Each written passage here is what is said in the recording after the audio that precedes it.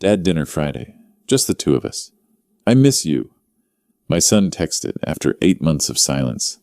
I drove through Portland's rain, believing reconciliation was finally possible. But when I reached his door, our housekeeper appeared like a ghost. Mr. Thompson, don't go inside. Please. Just leave. Through the frosted glass, I glimpsed shadows moving, heard unfamiliar voices discussing when he arrives, and make it natural. My own son sat among them, nodding at papers spread across our family table. They thought they were planning the perfect accident. They never imagined the dead could come back to haunt them. Some dinners change everything forever. That text message at 7:43 p.m. changed everything. Drop a comment telling me where you're watching from and your local time right now, because what I'm about to share next will make you question everything you think you know about family.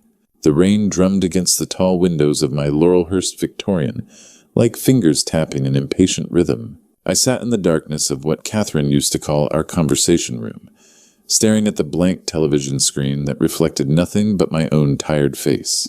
The house felt impossibly large around me, 4,000 square feet of memories and silence worth nearly $1 million, but feeling worthless without her laughter echoing through its halls. 3 years.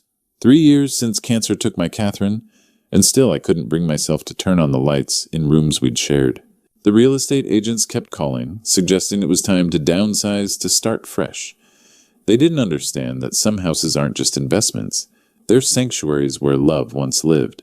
At exactly 7:43, my phone buzzed against the mahogany coffee table Catherine had picked out at that little antique shop in Hawthorne. The sound startled me from my brooding. These days, most calls were from telemarketers or well-meaning neighbors checking if Mr. Thompson was doing all right. I almost ignored it, but the name on the screen made my heart skip Andrew. My son, my flesh and blood. 8 months of silence, and now this. Dad, dinner Friday, just the two of us. I miss you. I read the message once, then twice, then a third time until the words blurred. My hands trembled as I held the phone, and I realized I was holding my breath. Andrew missed me. After everything that had happened, after that terrible fight about selling Catherine's house, after Jessica had poisoned him against his own father, he missed me. The fight came rushing back like Portland's winter floods. It had started small, as these things always do. I'd mentioned keeping the house, preserving Catherine's garden, maintaining the life we'd built together. Andrew had arrived with Jessica, and that cold, calculating look in her eyes. "Dad, you're living in the past?" He'd said, his voice carrying Jessica's influence like a virus. "Mom's gone. This house is too big for just one person now." "Your mother isn't gone," I'd replied, my voice breaking. "She's in every corner of this place." Jessica had stepped forward, then her manicured hand on Andrew's shoulder. "William, we're just trying to help you live more practically. You're rattling around in here all alone. The market value could set you up in a lovely condo with no maintenance worries." That's when I'd seen it, the hunger in her eyes when she mentioned market value. My daughter-in-law wasn't concerned about my well-being. She was calculating inheritance planning for a future where I was conveniently relocated, and my assets more easily accessible. Some things aren't for sale. I told them both. Andrew had chosen his wife over his father that day. The silence that followed had stretched into months, each day feeling like another small death. But now, staring at his message, hope flickered in my chest like Catherine's old candles. "I miss you." 3 simple words that felt like absolution. My fingers moved across the screen with the uncertainty of a man who'd forgotten how to hope. "I'll be there, son." The response came immediately. 7 p.m. Looking forward to it, Dad. For the first time in months, I smiled. Really smiled. I walked to the bathroom and stared at myself in the mirror Catherine had framed with seashells from our Oregon coast trips. Gray hair that needed cutting lines that mapped 3 years of grief. Eyes that had forgotten how to sparkle. If Andrew and I were going to rebuild our relationship, I wanted to look like the father he remembered, not the ghost I'd become. I made mental notes. Haircut Thursday, buy flowers for Catherine's grave iron. My good shirt, the blue one she'd always said, brought out my eyes. Maybe stop by Powell's Books and grab that biography Andrew had mentioned wanting to read. Small gestures, but bridges are built one stone at a time. Standing there in the soft bathroom light, I caught myself wondering if Jessica would be there Friday night. Something in Andrew's message, just the two of us, suggested not. Maybe my son had finally seen through her manipulations. Maybe he'd remembered that blood runs deeper than marriage certificates. But as Friday approached, something deep in my gut whispered that this wasn't about reconciliation. Some invitations carry more than hope, they carry hidden agendas. Friday, October 18th, 8:15 p.m. I stood before Andrew's house in Laurelhurst, holding a bouquet of Catherine's favorite roses, watching warm light spill from windows that once welcomed me as family. The house looked exactly as it had when Andrew first bought it, a mirror image of our own Victorian, complete with a wraparound porch and gingerbread trim that Catherine had always admired. Like father, like son, she'd said when we'd helped with the down payment. Back then I'd felt pride seeing my boy choose a home that honored our family's taste. Now standing on the sidewalk with October's chill biting through my coat, the familiar architecture felt somehow foreign. I remembered summer afternoons in this very garden, kneeling beside 9-year-old Olivia as she carefully planted marigolds with her tiny hands. "Grandpa Will," she'd say in that serious voice children use when they're learning something important. "Why do flowers need so much water?" I'd shown her how Catherine had taught me, how Andrew had learned as a boy that roots need nurturing, that beautiful things require patience and care. Those memories felt like another lifetime now. The porch steps creaked under my weight, the same sound they'd made 100 times before. I shifted the roses to my left hand and reached for the brass doorbell. Catherine had helped them pick out something about welcoming guests with music instead of harsh buzzing. My finger was inches from the button when the door swung open. Helen Martinez stood in the doorway, her usually warm brown eyes wide with something that looked like terror. In 10 years of working for Andrew's family, I'd never seen her without her characteristic smile, never heard her voice shake the way it did when she whispered, "Mr. Thompson, don't go in. Please, leave here immediately." The roses nearly slipped from my grasp. "Helen, what's wrong? Where's Andrew?" She glanced over her shoulder into the house, then back at me, her hands trembling as she gripped the doorframe. "They're not ready for you. Something terrible is planned." My stomach dropped. "Who's they? What are you talking about?" From somewhere deep in the house came the sound of voices. Not Andrew's familiar laugh, not Jessica's sharp tone, but strangers speaking in hushed, urgent tones. Men's voices discussing something in the kind of whispers that suggested secrecy planning, conspiracy. Helen's grip tightened on my arm with surprising strength. "They want to hurt you tonight. Please trust me, Mr. Thompson, please." Before I could respond, before I could demand answers or push past her into my son's house, she stepped back and the door slammed shut with a finality that echoed through the quiet neighborhood. I stood there stunned, roses wilting in my hand, staring at the brass nameplate that read, "The Thompson Family," in Catherine's favorite script. The porch light flickered, casting dancing shadows across the welcome mat that now felt anything but welcoming. Through the frosted glass panels beside the door, I could see movement figures passing back and forth, their shapes distorted but their urgency unmistakable. I pressed my ear to the door, straining to hear something, anything, that would make sense of Helen's warning. The voices were clearer now, though still indistinct. I caught fragments. "When he arrives," and "make it look," and something that sounded horrifyingly like, "won't feel a thing." My blood turned to ice water. A shadow passed by the window, and I jerked back, nearly stumbling down the steps. That's when I heard it. Helen's voice barely audible through the door's thick wood. "Meet me at Union Station in 1 hour. Come alone." I walked back to my car on unsteady legs, roses scattered on the wet porch like fallen soldiers. Through the dining room window, I saw silhouettes moving like actors rehearsing a play where I was meant to be the victim. Union Station at 9:30 p.m. was nearly empty, just echoing footsteps and the distant sound of late trains. I found Helen sitting on a bench clutching an envelope, like her life depended on it. She looked diminished by the grand architecture tears streaming down her face. "Mr. Thompson, thank God you came."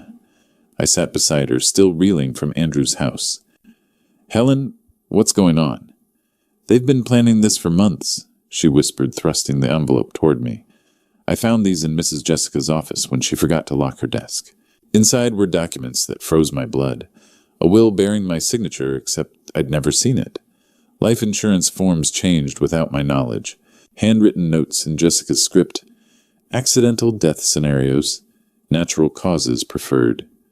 Tonight was supposed to be your last dinner, Helen continued. I heard Mrs. Jessica on the phone this morning. She said the food would be special, that it would look like your heart gave out. I remembered teaching 7-year-old Andrew about honesty. Always tell the truth, son.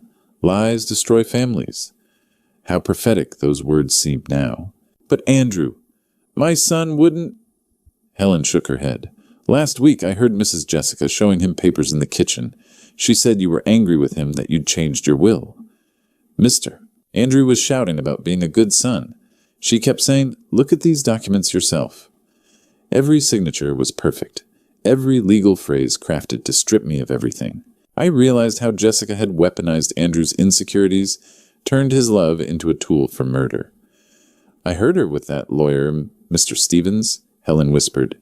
She said, make it look natural. Food poisoning, heart attack, anything that won't raise suspicions. The pieces fell into place. Jessica had shown Andrew fake documents, convinced him his father had turned against him, then positioned herself as his ally.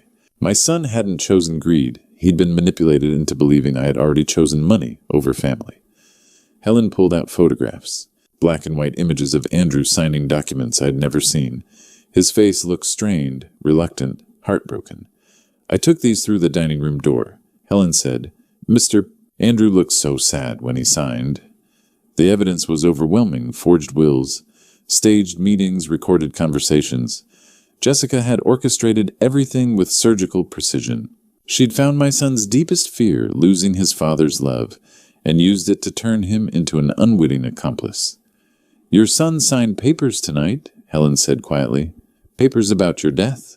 I studied the photographs again. There was Andrew, my flesh and blood, the boy I'd raised to value honesty above all else, putting his signature on documents that would make him complicit in patricide. Not out of malice, but out of a broken heart that believed his father had already abandoned him.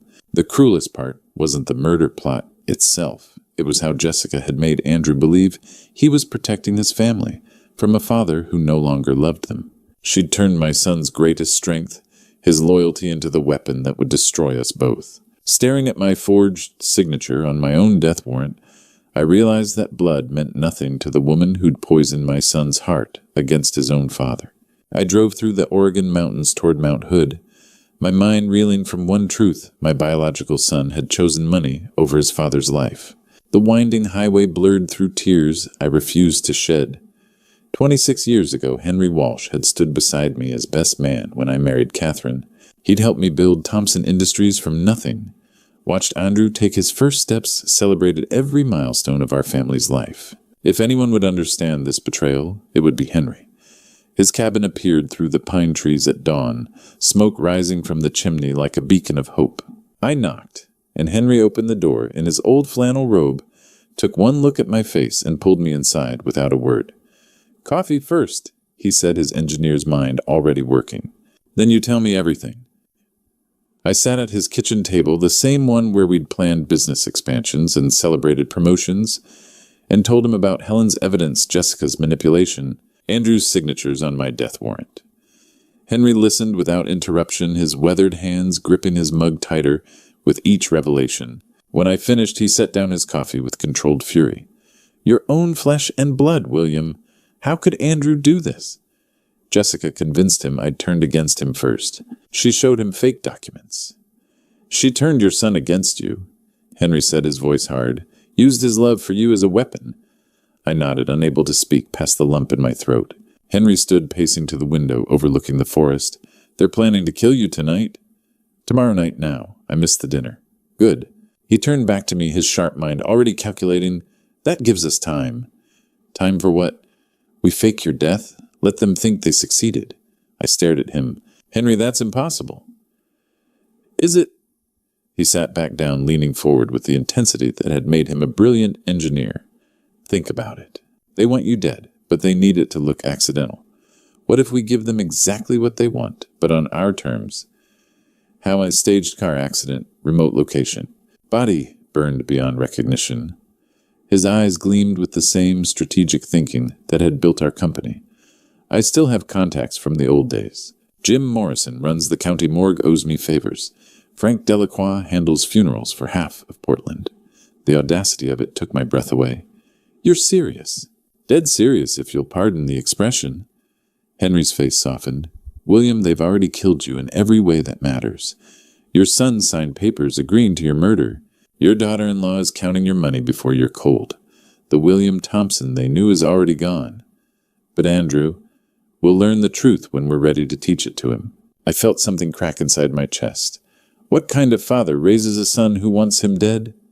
Henry reached across the table, gripping my shoulder with surprising strength. You didn't fail as a father, William. Jessica failed as a human being. She found your boy's weakness and exploited it. We spent the next 2 hours planning my death with the same methodical precision we'd once used to plan corporate mergers. Henry made calls to old friends, cashed in decades of accumulated favors. By noon, we had a plan that would fool the police, the media, and most importantly, my son. The accident happens Wednesday, Henry said, reviewing our timeline. Remote stretch of Highway 26. Car goes over the embankment, catches fire. Body burned beyond recognition, identified by dental records we'll swap beforehand. As we planned my fake death, I wondered if Andrew would cry at my funeral, or just count the money he'd inherit from murdering his own father. Wednesday, October 23rd. William Thompson died in a car accident on Highway 26 near Mount Hood. The Portland Tribune called it a tragic end to a respected businessman's life. From Henry's cabin, I watched the news coverage with surreal detachment.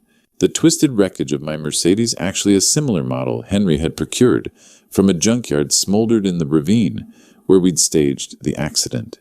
The reporter spoke solemnly about tire tracks, weather conditions, the dangers of mountain driving for elderly motorists. The victim was burned beyond recognition. The anchor continued, but dental records confirmed the identity of William Thompson, 62, founder of Thompson Industries. I remembered teaching Andrew to drive on this very stretch of highway when he was 16. Feel the road, son, I'd said, my hands steady on the passenger seat. Respect the mountain, but don't fear it. He'd been so eager to please, so proud when I finally let him drive alone. Now that same road had become the stage for my supposed death. The news switched to live coverage from Thompson Industries, where employees gathered with flowers and shocked expressions. Then Andrew appeared on screen and my breath caught. My son looked haggard, his eyes red-rimmed and hollow. When the reporter thrust a microphone toward him, he struggled to speak. My father was... Andrew's voice cracked. He was everything to me growing up. He taught me about business, about integrity, about being a man. Genuine tears streamed down his face, and for a moment I saw the boy who used to run into my arms after school. But watching closely, I caught something else, a brief moment, when his shoulders seemed to relax, when the tension left his jaw. Relief. He was trying desperately to hide it, but it was there. Jessica appeared beside him, the picture of supportive grief. She dabbed at her own eyes with a tissue, her performance flawless. William was like a father to me, she told the cameras. This family has lost its cornerstone. We're devastated. The irony was suffocating. The woman who'd orchestrated my murder was now playing the grieving daughter-in-law, accepting condolences for the death she'd planned. How will Thompson Industries continue? A reporter asked. Jessica's hand tightened on Andrew's arm, a gesture that looked supportive on camera, but seemed controlling to my eyes. We'll honor William's legacy, she said smoothly. The company will continue under family leadership. The funeral coverage began that afternoon. I watched business associates file past my closed casket, their faces appropriately somber. Helen stood in the back, tears streaming down her cheeks, the only person there mourning the man they thought they'd lost. But Olivia was nowhere to be seen. Where's your granddaughter? A reporter asked Andrew. Jessica answered quickly. She's too young for this kind of trauma. We thought it best she stay with relatives. Another lie. Jessica had deliberately kept Olivia away, probably spinning some story about Grandpa being on a long trip. The cameras followed Andrew throughout the day, and I studied every frame like a detective analyzing evidence. During the eulogy, his voice broke when he spoke about learning to be a father from watching me. When he thought no one was looking, he pressed his hand to his chest, as if trying to hold himself together. But there were other moments too, quick glances at Jessica for approval, the way his posture straightened when she whispered in his ear, how his grief seemed to compete with something that looked disturbingly like relief. In one unguarded moment, as mourners filed past offering condolences, the camera caught Andrew's profile. For just an instant, his expression cleared, and I saw something that made my blood run cold, the look of a man whose burden had been lifted. Watching my biological son mourn the father he'd helped murder, I saw something that broke my heart more than anger ever could. He still loved me, even as he'd chosen to destroy me. November 15th. 3 weeks after my death, I walked into Thompson Industries as Manuel Rivera, night janitor. My own company didn't recognize the man who'd built it. Henry's contacts had provided everything fake Social Security card employment, history, Mexican accent I'd practiced. Gray mustache and stooped posture completed the disguise. To security guards, I was invisible. My old corner office had been completely redecorated. Jessica sat behind my desk, talking to Richard Stevens on the phone. Interim management during the family grief period, she explained to someone. As Andrew's wife, I'm the closest family member capable of running things. I emptied her wastebasket while she continued the call. The asset consolidation is proceeding smoothly, but there's still the matter of the girl. My hand stilled. Olivia. She complicates things, Richard. She's not even blood, just some orphan Andrew insisted on adopting after we couldn't have children naturally. I told him IVF was still an option, but he got attached to this charity case from St. Mary's Home. Jessica opened her desk drawer, pulling out a thick file. Olivia Thompson, Adoption Records. My heart clenched. I remembered when Andrew and Jessica had struggled with infertility for 3 years. Andrew had been devastated, blaming himself. When they finally decided on adoption, I'd been so proud of my son's compassion. 4-year-old Olivia had been in foster care her whole life, bouncing between homes, never finding permanence. She needs stability, Andrew had told us when they brought her home 5 years ago, and Jessica and I have so much love to give. Back then, Jessica had seemed genuinely happy, playing the devoted mother role perfectly. But that was before she realized how much William Thompson's granddaughter might inherit. As Andrew's wife, I'm the legal family representative, Jessica continued. The adopted girl has no real claim beyond what Andrew chooses to give her, and in his current state, he's hardly making rational decisions. The pieces clicked. Jessica had used threats against Olivia's future as leverage against Andrew. Sign the papers to kill your father or watch your adopted daughter lose everything when the estate goes to probate. Make sure the adoption records show she has no automatic inheritance rights, Jessica instructed. Andrew adopted her, not William. The grandfather's will doesn't have to include step-grandchildren. I continued, cleaning hands, shaking with rage. Jessica was planning to strip away Olivia's security, claiming Andrew was too unstable to care for an adopted child. The office door opened. Andrew stumbled in clearly drunk clothes, wrinkled, reeking of whiskey. Jess, I can't sleep. I dream about him every night. His face when he read to Olivia, how he smiled when she called him Grandpa Will. I froze, praying Andrew wouldn't recognize my disguise. Jessica's voice turned sharp. Andrew, you're a drunk. Go home. He loved her so much. Said she was the best granddaughter a man could ask for. What if we're wrong about the will? Your father is dead. Jessica snapped, her mask slipping. Focus on the living, specifically our financial future. That girl is not your responsibility anymore. But she's my daughter. She's an adopted orphan who's costing us money. With your drinking problem, the state will agree she needs a more stable home. Jessica pulled out more documents, spreading them across the desk. The girl goes back to foster care next week. I've already contacted social services about Andrew's mental state. The cruelty was breathtaking. Olivia would lose her father, her home, her grandfather's love, everything that had given her stability for 5 years. Mopping floors in my own company, I realized Jessica's greed knew no bounds. She'd destroy an innocent child to claim money that was never hers to take. December brought Portland's winter rain and my decision to wage psychological war against the woman who'd turned my son into a murderer. The first anonymous email arrived at Jessica's office on December 3rd. William Thompson's death wasn't accidental. I have proof. Attached were photos of the forged documents Helen had stolen, along with audio recordings Henry had helped me create from our surveillance. Jessica's response was immediate panic. Within hours, she'd called Richard. Stevens changed her office locks and started looking over her shoulder constantly. But her paranoia was nothing compared to the news Helen brought me that same evening.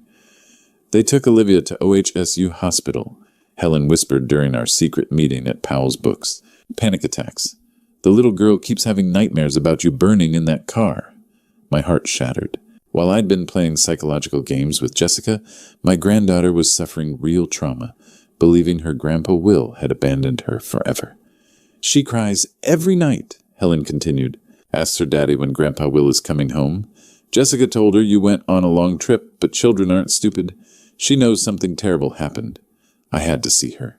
The chaplain disguise was Henry's idea. Hospital collar, fake beard, gentle demeanor. OHSU's pediatric ward buzzed with Christmas decorations and the quiet efficiency of night staff. Room 314 held my heart. Olivia lay sleeping, her small face pale against white pillows. Monitors beeped softly, tracking the anxiety that had put a 9-year-old child in the hospital. Helen sat beside her bed, holding her tiny hand. She keeps asking for you, Helen whispered. Wants to know if Grandpa Will is mad at her. I knelt beside the bed, my disguised reflection caught in the window.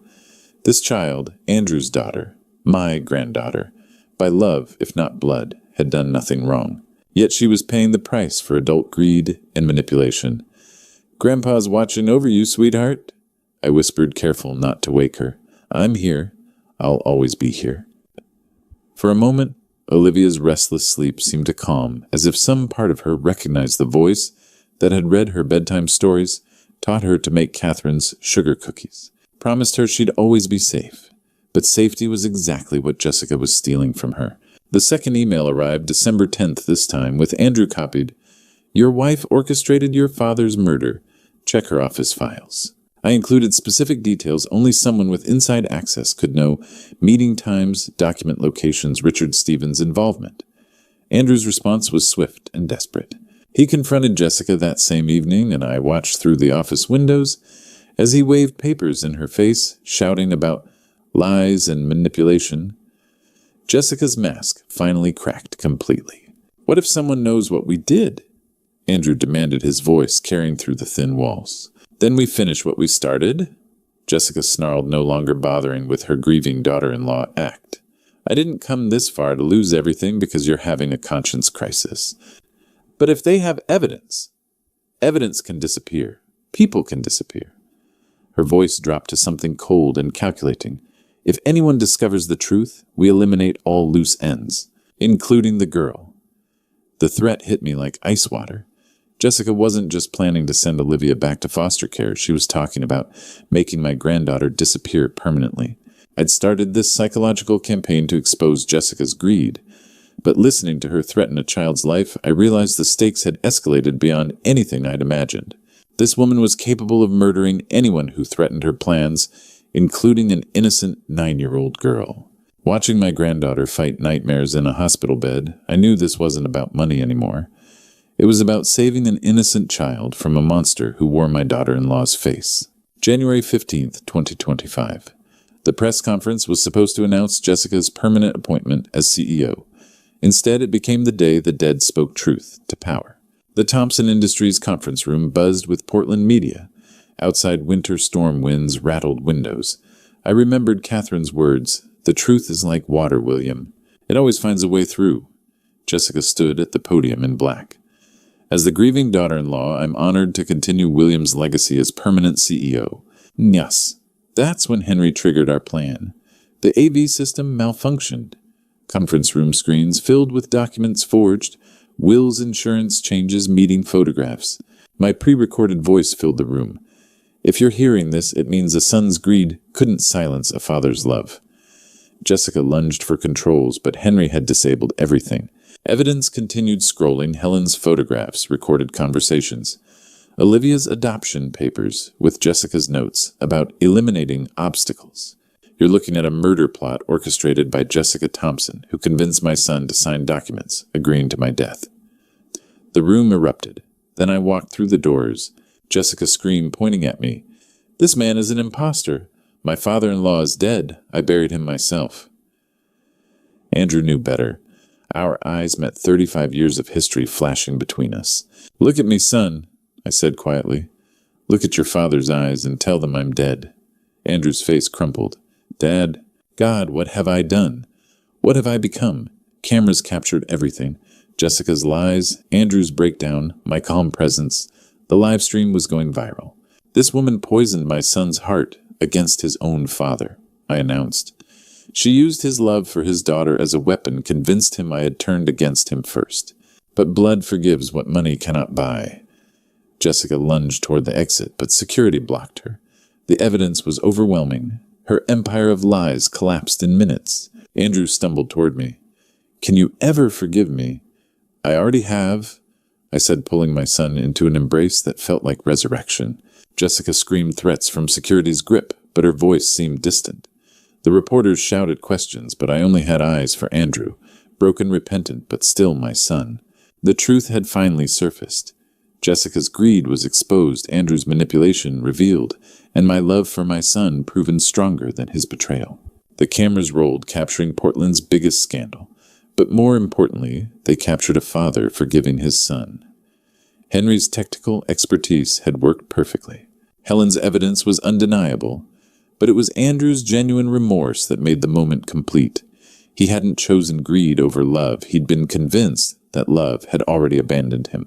Now, standing in the wreckage of Jessica's lies, we could finally begin rebuilding what she had tried to destroy. Watching my biological son collapse with the weight of patricide, I realized that some betrayals cut so deep they can only be healed by grace, and some people can only be saved by the love they tried to destroy. June 2025. 6 months after returning from the dead, I was teaching Olivia to plant sunflowers when Andrew's car pulled into our driveway, sober on time and carrying grocery bags. The Lake Oswego house was smaller than our Laurelhurst Victorian, but infinitely warmer. We'd left the old house behind too many painful memories of Jessica's betrayal, of Andrew's manipulation, of the night I almost died in what should have been my sanctuary. This new place represented healing, a fresh start where Catherine's love could bloom again without the shadows of deception. "Grandpa Will, why do sunflowers always face the sun?" Olivia asked, placing seeds carefully. "Because they know where their light comes from, sweetheart, just like families." Andrew approached 5 months sober from the rehabilitation program his therapy had recommended. The guilt of signing his father's death warrant had driven him to alcohol, but professional help taught him to separate Jessica's manipulation from his own choices. He'd learned that healing required both forgiveness and accountability. "Dad, I brought dinner supplies," he said, setting down groceries and Olivia's favorite ice cream. These domestic moments still felt miraculous after the wreckage we'd survived. Jessica was serving 12 years for fraud and conspiracy to commit murder. Richard Stevens was disbarred. Thompson Industries restructured, now focused on children's medical equipment, Catherine's dream realized. But real healing happened in quieter moments. "I chose money over my own father," Andrew had said during our evening talks. "How do you forgive that?" "Because you're my son, my blood, and love doesn't die, even when trust does." Olivia's adoption by me was finally complete. Officially a Thompson by law, Helen had moved in as family, not employee, her loyalty earning permanent belonging. "Andrew, you're planting those tomatoes too close," Olivia instructed with 9-year-old authority, unconsciously mimicking patience I'd once taught him. My son laughed, really laughed for the first time in years. His therapist said laughter was a sign of genuine healing, not just surface recovery. "Better. Grandpa Will says plants need room to grow just like people. 3 generations healing in summer sun." The son who'd signed papers for my death now read bedtime stories to the granddaughter he'd helped save. Thompson Industries' new mission hung framed in our kitchen, building hope for children one innovation at a time. Their first project funded pediatric anxiety research, inspired by Olivia's hospitalization. Helen emerged with lemonade radiant with contentment. She'd risked everything to save me now family in every way that mattered. Evening approached. We sat on the porch swing Catherine had always wanted. Olivia curled between Andrew and me, Helen in the rocking chair. The sunflowers stood tall faces turned toward fading light. "Tell me the story again, Grandpa," Olivia whispered, "about how you came back." Sometimes love is stronger than death, and sometimes the family you choose becomes more precious than the family you're born into. Blood makes you related, but loyalty makes you family. Sometimes the greatest inheritance isn't money, it's the chance to love again. And sometimes coming back from the dead teaches you what it really means to be alive. Looking back at my true story, I realize how close I came to losing everything that truly mattered. Don't be like me. Don't let pride and stubbornness create walls between you and your children. I spent months mourning alone in that big house when I should have been building bridges. Grandpa's stories like mine teach us that family isn't perfect, but love can survive even the darkest betrayals. When Jessica poisoned Andrew's heart against me, I could have chosen hatred. Instead, God showed me that forgiveness heals both the forgiver and the forgiven. The Lord works in mysterious ways, even through fake deaths and painful revelations. This true story isn't just about surviving betrayal. It's about choosing love over revenge. God gave me a second chance to be the father and grandfather my family needed. When you're facing family conflict, remember that the Almighty sees the bigger picture. Trust His timing, even when it feels impossible. My grandpa's stories always taught Olivia that families grow stronger through storms, not despite them. The greatest inheritance I could leave wasn't money. It was showing her that love endures, forgives, and rebuilds. Don't wait for a crisis to tell your family you love them. Don't let misunderstandings fester into years of silence. This true story could have ended with a real funeral instead of healing. If this story touched your heart, please share it with someone who needs to hear about second chances. Leave a comment telling me about your own family healing journey. And don't forget to subscribe to our channel, because every family has grandpa stories worth telling, and every heart has room for one more true story of redemption.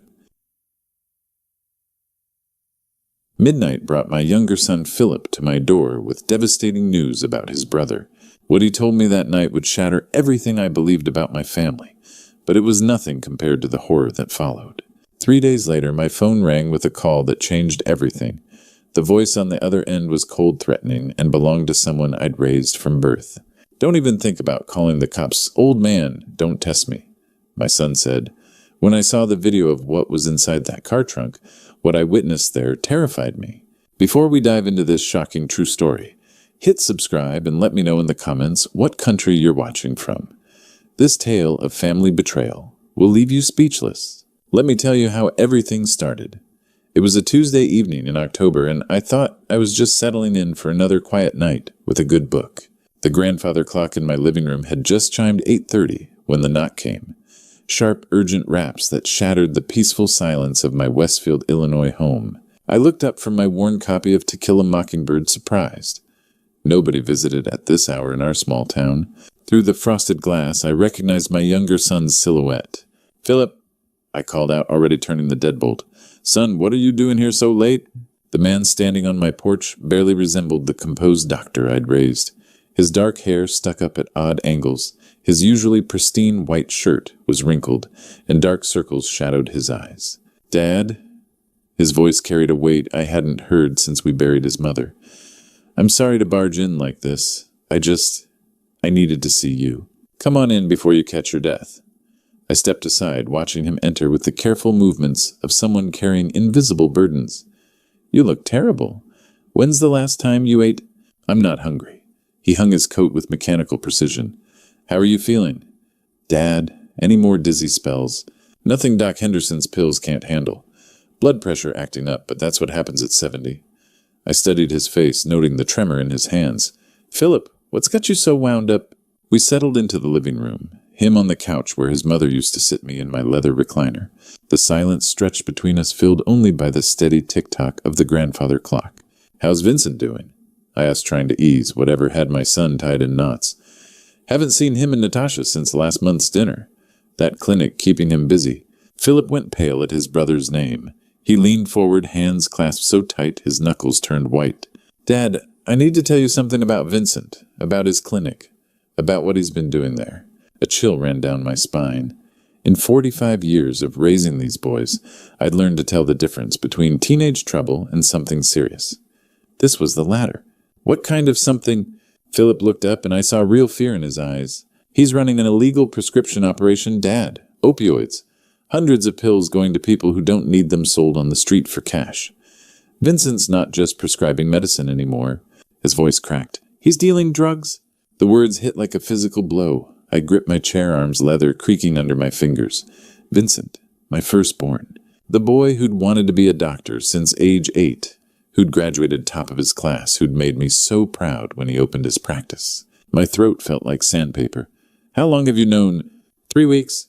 The grandfather clock chimed 9 times each note, hanging in the air like an accusation.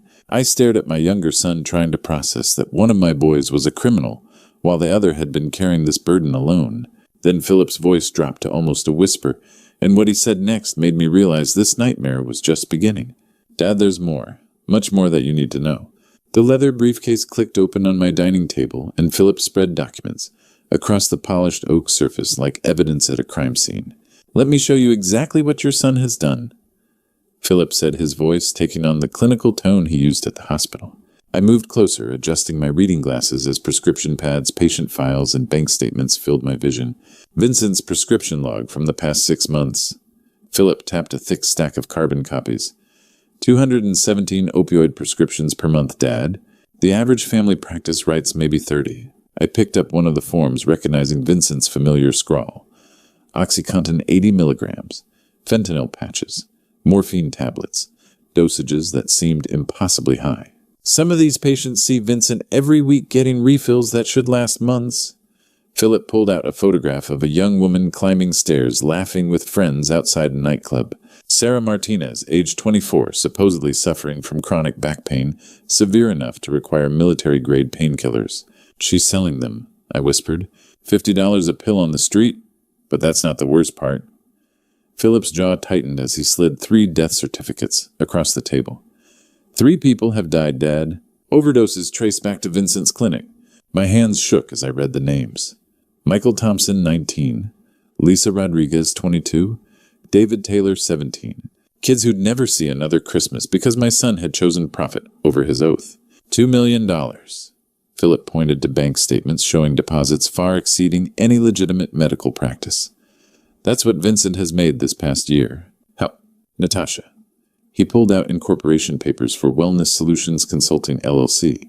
She set up a fake business to launder the money. On paper, Vincent's clinic pays her company for patient wellness consultations.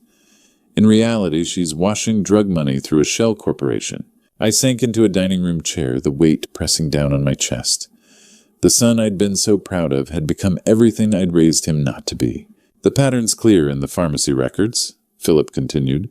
Vincent writes prescriptions, patients fill them at different pharmacies to avoid suspicion, then sell to dealers who distribute throughout the county. How did you discover all this? Patient complaints at my hospital. Families asking questions about overdose loved ones. I started connecting dots following paper trails. Philip's voice cracked. I've been documenting everything for weeks, Dad. Every prescription, every transaction, every death. As he spoke, a strange sensation washed over me. The room tilted slightly, and I gripped the table edge. My chest felt tight, with an odd metallic taste in my mouth. You okay, Dad? I've been having these strange symptoms lately. I managed pressing my hand to my chest, where my heart beat irregularly. Dizzy spells, chest pains, feeling weak. Philip's face went white as fresh snow, and I saw something in his eyes that made my blood turn to ice. Not just concern, but recognition.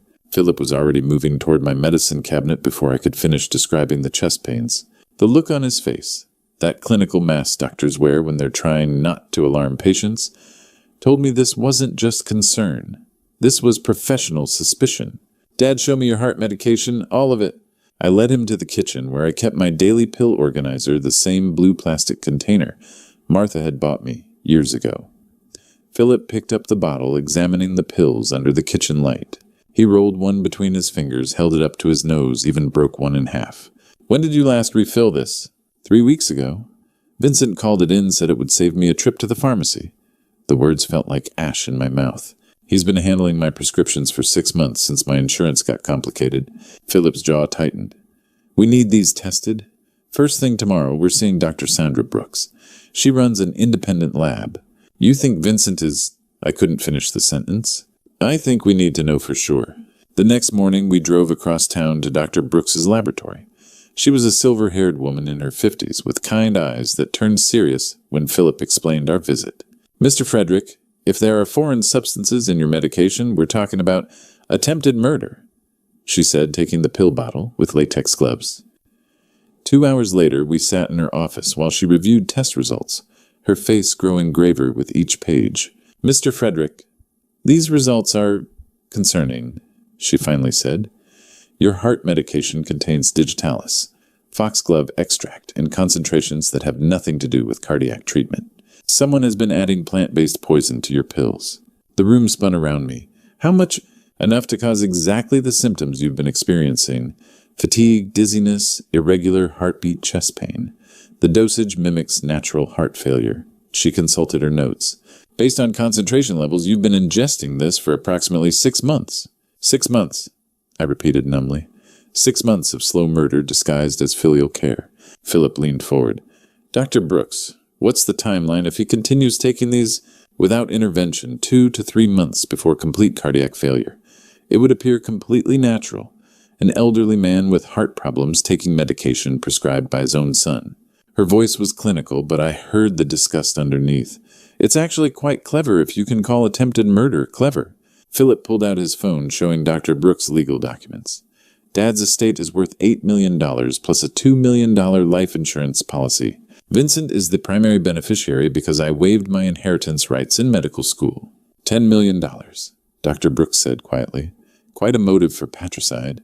I stared at the test results, the numbers and chemical formulas spelling out my son's betrayal in black and white. Vincent hadn't just been dealing drugs and killing strangers. He'd been slowly murdering his own father, one pill at a time, for months. He's been planning this since the beginning. I whispered, the full horror washing over me like ice water. Every time he called to check on me, every prescription he filled, every concerned visit, it was all part of killing me. I realized then that I'd been living with a ticking time bomb, and the timer had been counting down for half a year. The lab results sat on my kitchen table like an indictment, but knowing Vincent was poisoning me wasn't enough. We needed proof that would hold up in court, evidence that couldn't be dismissed or explained away.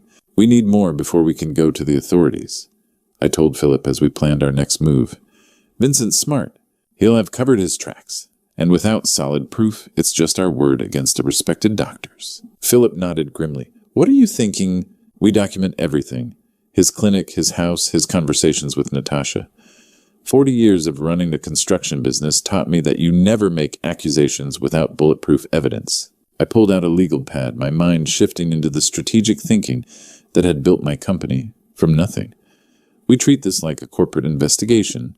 Over the next 2 days, we became amateur detectives. Philip used his medical credentials to access Vincent's clinic computer system remotely, downloading patient files and prescription records, while I set up surveillance outside Vincent's house with a camera I'd bought for birdwatching. Dad, you need to see this. Philip called from my home office where he'd been working on his laptop. I'm in Vincent's system. Look at these patient files. The screen showed dozens of fake medical histories, elaborate fictional backstories for people who existed only on paper. Vincent had created an entire phantom patient base to justify his prescription volume. There's more, Philip said, clicking through financial records. Offshore accounts in the Cayman Islands, fake passports for him and Natasha, even airline tickets to a non-extradition country. They've been planning to disappear. That evening, our patience paid off. From my car parked across the street from Vincent's suburban home, we recorded a conversation through the kitchen window he'd carelessly left open. The old man won't last much longer. Vincent's voice carried clearly in the cool night air. Maybe another month if we're lucky. Natasha's laugh was cold as winter steel. Good. I'm tired of pretending to care about family dinners. All that small talk about his garden and his stupid book club. Once he's gone, we liquidate everything quickly. Vincent continued. The house, the business assets, everything converts to cash and goes offshore. We'll be in Costa Rica before anyone asks questions. What about Philip? Natasha asked. Philip's too ethical for his own good. He'll grieve appropriately, maybe suspect something, but he won't have proof. By the time he figures anything out, we'll be long gone. I gripped the steering wheel so hard my knuckles went white. They were discussing my death like a business transaction, planning their new life, funded by my murder. Philip was documenting everything on his phone when suddenly his laptop screen flashed red with warning messages. Dad, we have a problem, he whispered urgently. The system's flagging unauthorized access. Vincent's going to know someone hacked his files. Sure enough, within minutes, Vincent's house lights blazed on. Through the window, we could see him frantically checking his computer, his face illuminated by the screen's glow. He knows, Philip said, closing his laptop. The security logs will show the breach came from my IP address. We drove home in tense silence, both understanding that our investigation had just crossed a line. Vincent would know Philip had been digging into his business, and given what we'd learned about his capacity for murder, that knowledge made my younger son a target. "What do we do now?" Philip asked as we pulled into my driveway. Before I could answer, his phone buzzed with a text message. Philip's face went pale as he read it. "It's from Vincent," he said quietly. "He wants to meet tomorrow morning. Says we need to have a family discussion about my recent activities. Our surveillance recording had captured something that changed everything, Vincent and Natasha's escape plan. But in getting that evidence, we'd revealed our hand to a man who'd already proven he was willing to kill family members for money. I spent the night pacing my living room, checking my phone every few minutes. Philip had promised to call after his meeting with Vincent, but as the hours stretched past midnight, then into the early morning, that call never came. By 7 a.m., I'd convinced myself that maybe the meeting had gone well. Maybe Vincent had a reasonable explanation for everything. Maybe I was just a paranoid old man who'd let fear get the better of his judgment. Then my phone rang, but it wasn't Philip's voice I heard when I answered. It was Vincent's, and the cold satisfaction in his tone made my blood freeze. "Good morning, Dad. I hope you slept well because it might be your last peaceful night for a while." "Vincent, where's Philip? He was supposed to call me hours ago." "Oh, Philip's right here with me. In fact, why don't I show you exactly where he is?" My phone screen lit up with an incoming video call, and what I saw made my knees buckle. I had to grab the kitchen counter to keep from falling. Philip lay in what looked like a car trunk, his eyes wide with terror above duct tape covering his mouth. His wrists were bound with zip ties, and I could see fresh bruises on his face. My younger son, my ethical, gentle boy who'd never hurt a soul, looked like he'd been beaten. "We found his little investigation files." Vincent's voice came from somewhere behind the camera, casual as if he were discussing weekend plans. "Bank records, prescription logs, even recordings of our private conversations. Very impressive detective work." The camera moved closer to Philip's face, and I could see tears streaming down his cheeks. He was trying to say something through the tape, probably trying to tell me to run to save myself. "Here's what's going to happen, old man," Vincent continued, and I heard the real Vincent for the first time. Not the charming doctor, not the loving son, but the cold-blooded killer he'd become.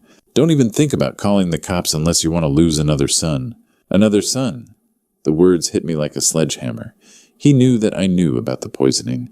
This wasn't just about Philip's investigation anymore. This was about Vincent cleaning up loose ends. "I've already killed 3 people for this operation," he continued matter-of-factly.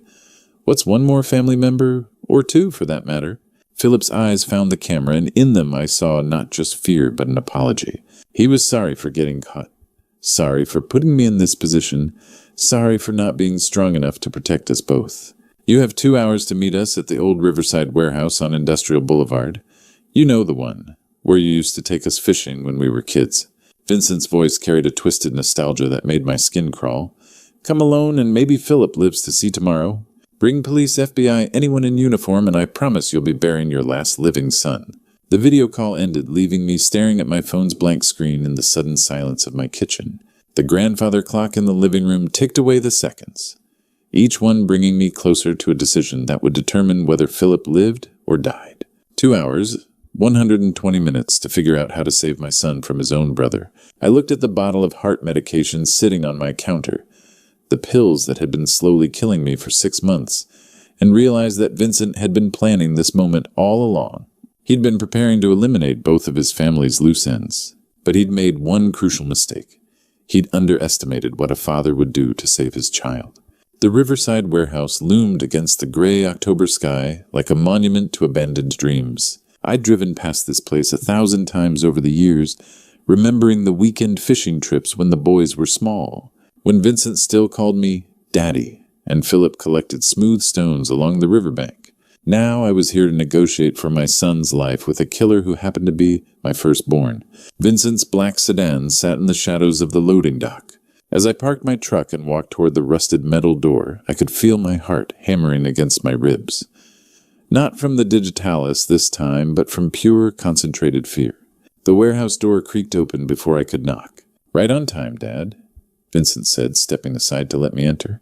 I always appreciated punctuality in business. The interior was exactly what I'd expected. Concrete floors stained with decades of oil and rust, broken windows letting in shafts of dusty sunlight and the musty smell of abandonment. But what made my breath catch was the sight of Philip, still bound and gagged, propped against a concrete pillar 20 feet away. "Let's discuss terms for Philip's life," Vincent said, gesturing toward a pair of folding chairs arranged in the center of the space. Natasha stood behind Philip, one manicured hand resting on his shoulder with deceptive gentleness. "What do you want?" I asked, though I already knew the answer. $10 million. Wire transfer to an offshore account I'll provide. Vincent's voice was businesslike, as if we were negotiating a construction contract. "You have 48 hours to arrange the transfer. That's everything. The house, the business, the life insurance, all of it." "Exactly." Vincent smiled, and for a moment he looked like the little boy who used to help me build birdhouses in the garage. "We've done the math very carefully."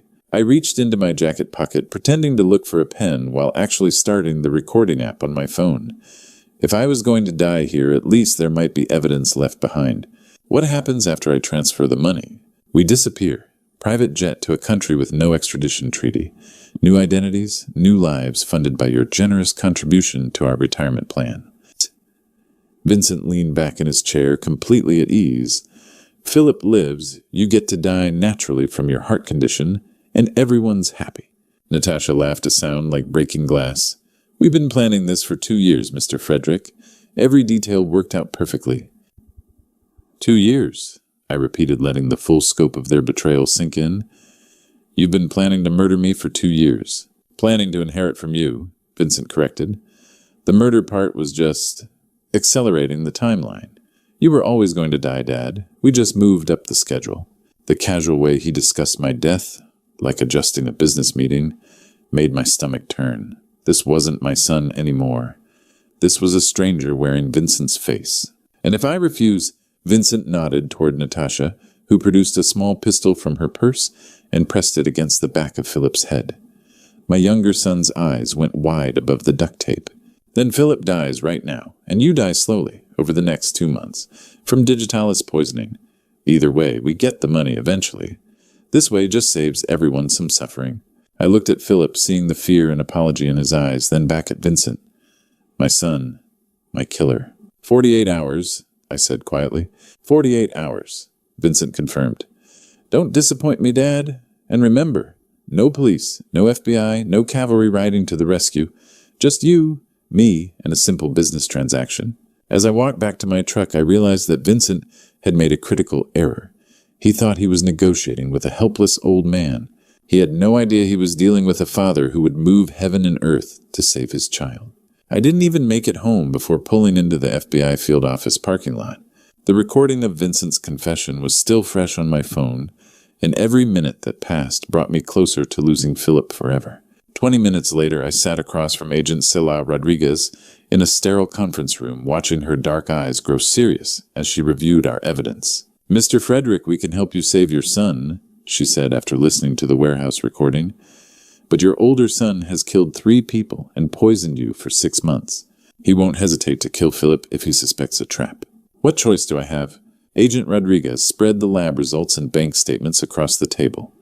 "More leverage than you realize. This evidence can bring down Vincent's entire operation, but we need him alive." Within an hour, the room filled with bank officials and technical specialists. Agent Rodriguez outlined the plan. "We set up the wire transfer as Vincent requested, but the money gets tagged with tracking devices. Paul Anderson from First National will handle the technical side." Paul Anderson, a nervous man in his 50s, explained how they'd embed GPS trackers in the cash bundles.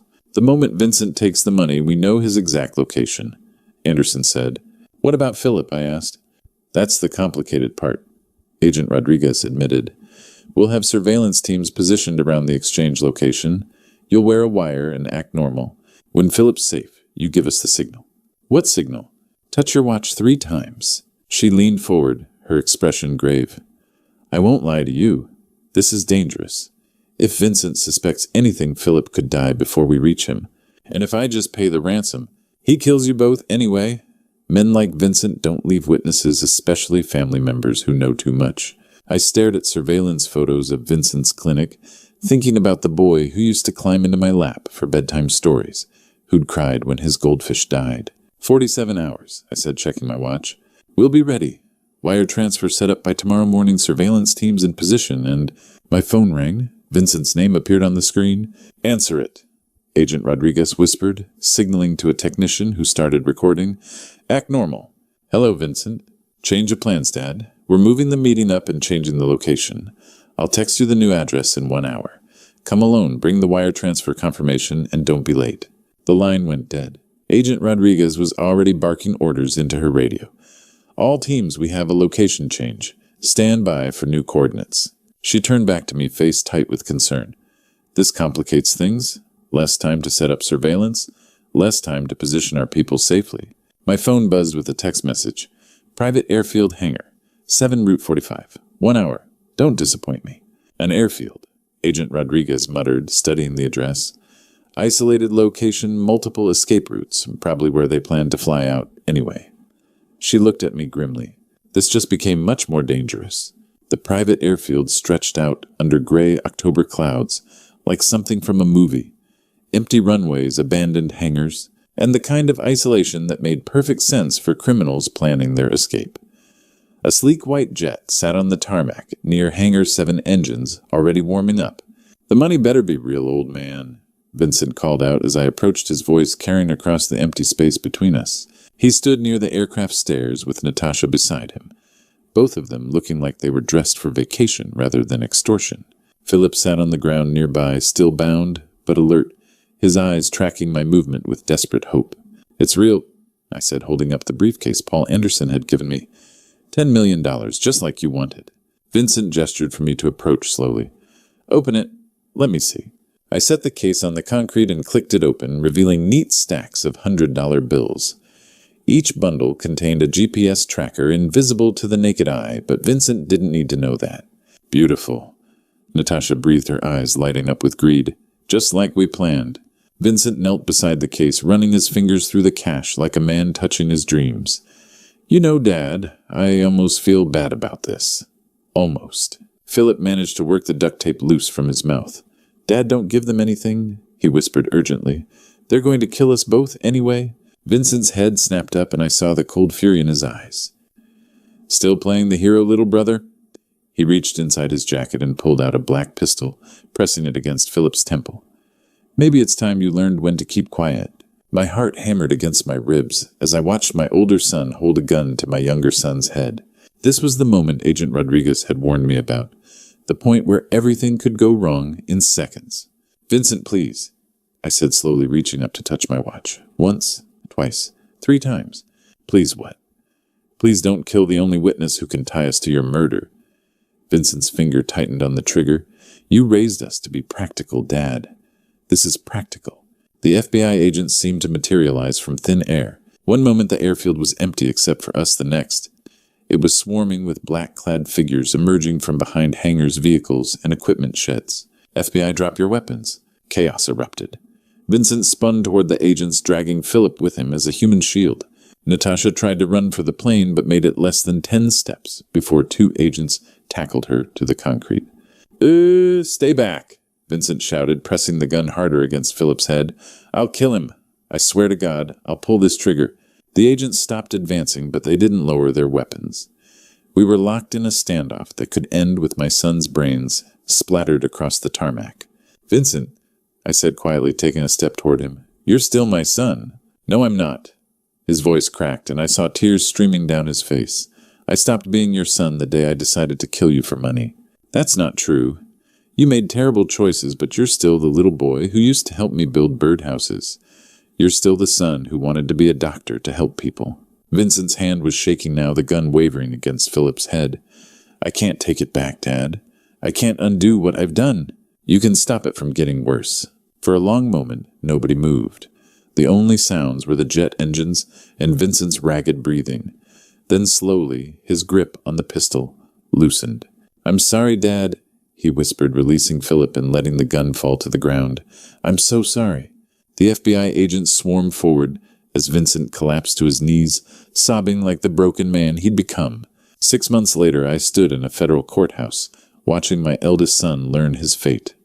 The man in orange prison clothes barely resembled the charming doctor who'd once made me so proud.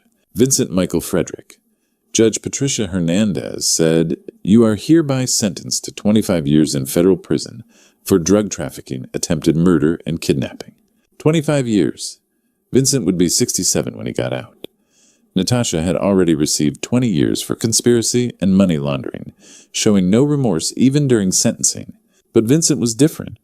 When the judge asked if he had anything to say, he'd look directly at me with hollow, regretful eyes. "Your Honor, I have something to say about my son," I said, when given the chance for my victim impact statement. The courtroom fell silent. Philip sat behind me, his hand supportively on my shoulder. Over 6 months, we'd grown closer than ever. Shared trauma had either destroyed families or forged them stronger. We'd chosen strength. Vincent committed terrible crimes. He poisoned me for 6 months, planning murder for money. He kidnapped his brother. He sold drugs that killed 3 young people. My voice carried clearly. "But he's still my son." Vincent's shoulders shook as he wiped his eyes with shackled hands. "I don't ask for leniency. Justice demands consequences. But forgiveness and justice aren't opposites. They can coexist." I looked at Vincent directly. "I forgive you, son. I pray someday you'll forgive yourself." Walking down the courthouse steps with Philip, I reflected on how much had changed. My health returned completely once I stopped the poison medication. The dizzy spells, chest pains, and fatigue vanished, replaced by energy I hadn't felt in years. Philip and I had dinner every Sunday now, learning to talk honestly about everything.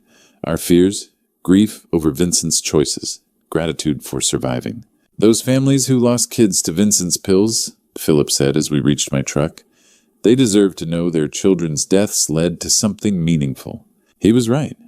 That's why I'd started speaking at schools and community centers about prescription drug abuse, sharing our story as a warning to other families. Family isn't just blood, I told audiences who came to hear me speak. It's choosing to do right by each other even when it's hard, especially when it's hard. I always ended my speeches with a question, "What would you have done in my situation?" Some said they'd have paid the ransom.